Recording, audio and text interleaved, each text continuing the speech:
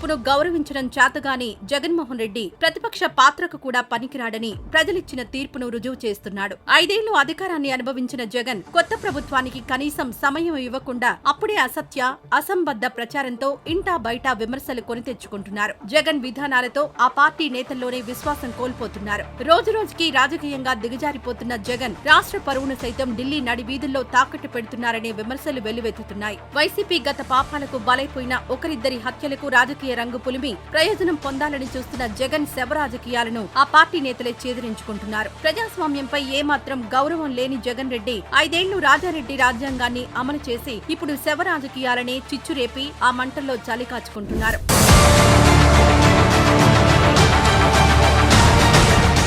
జగన్ నీచ రాజకీయాలతో పొసగని ఆ పార్టీలోని చాలా మంది నేతలు ఇప్పుడు ఇంకా ఆ పార్టీతోనే ఉంటే తమ భవిష్యత్తు ప్రశ్నార్థకంలో పడుతుందని పక్క పార్టీలకు క్యూ కడుతున్నారు. గుంటూరు జిల్లాతో మొదలైన ఆ పార్టీ పతనం నేడో రేపో ఉత్తరాంధ్ర మీదుగా గోదావరి జిల్లాలను తాకి కృష్ణా మీదుగా సీమ వరకు కొనసాగే అవకాశం ఉంది. గుంటూరు జిల్లాలో ఆ పార్టీ ముఖ్య నేతలైన కిలారి రోషయ్య, మద్దాల గిరి వంటి వారు రాజీనామా చేసి జగన్ తీరును, ఆ పార్టీ వ్యవహరిస్తున్న తీరును తప్పుబట్టారు.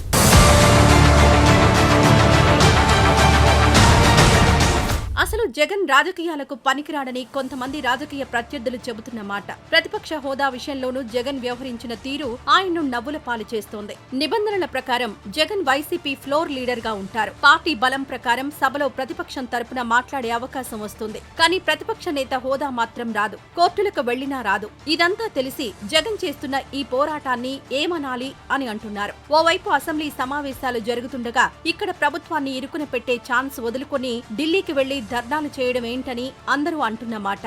నేల విడిచి సాము చేయడం అంటే ఇదేనేమో అన్నట్టుగా ఉంది జగన్ వ్యవహారం. అంతేకాదు జగన్ కు టైమింగ్ కూడా తెలియదు. యూనియన్ బడ్జెట్ సమావేశాలు జరుగుతుండగా జగన్ ఢిల్లీలో పోరాటం చేస్తే ఎవరు పట్టించుకుంటారు? బడ్జెట్ సమావేశాలు అయిపోయాక జగన్ పోరాటం చేస్తుంటే అక్కడ కాసింతైనా అటెన్షన్ దక్కించుకునేది. ఢిల్లీలో ధర్నా చేస్తే ఒరిగేది లేకపోయినా ప్రతిపక్ష హోదా కోసం రాష్ట్రంలో లా అండ్ ఆర్డర్ లేదంటూ జగన్ చేసిన హడావుడిని ఫక్తు రాజకీయ స్టంట్ గానే అభివర్ణిస్తున్నారు విశ్లేషకులు.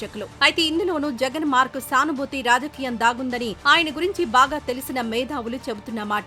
ఎప్పుడూ సెంటిమెంట్ తో రాజకీయం చేసే జగన్ ఈసారి కూడా 40% ఓట్లు వచ్చిన తనకు ప్రతిపక్ష లీడ్ హోదా కూడా ఇవ్వడం లేదని సానుభూతి కోసమే పాకులాడుతున్నారని చెబుతున్నారు. ఈ అంశాన్ని ఎక్కువ కాలం ప్రజల్లో ఉంచాలని అనుకుంటున్నారని చెబుతున్నారు. తనను వేధిస్తున్నారని సానుభూతి సంపాదించేందుకు ఈ అస్త్రాన్ని ఉపయోగించుకుంటున్నట్టుగా రాజకీయ వర్గాలు అంచనా వేస్తున్నాయి. అయితే జగన్ సింపతి పాలిటిక్స్ ను, శవ రాజకీయాలను జనం పట్టించుకోరని, ప్రజల కోసం ప్రజా గొంతుకై ప్రతిపక్షంలో ఉండి పోరాడితే కనీసం ఈసారి పులివెందుల ప్రజలైనా గెలిపిస్తారని తెలుసుకోవాలి జగన్.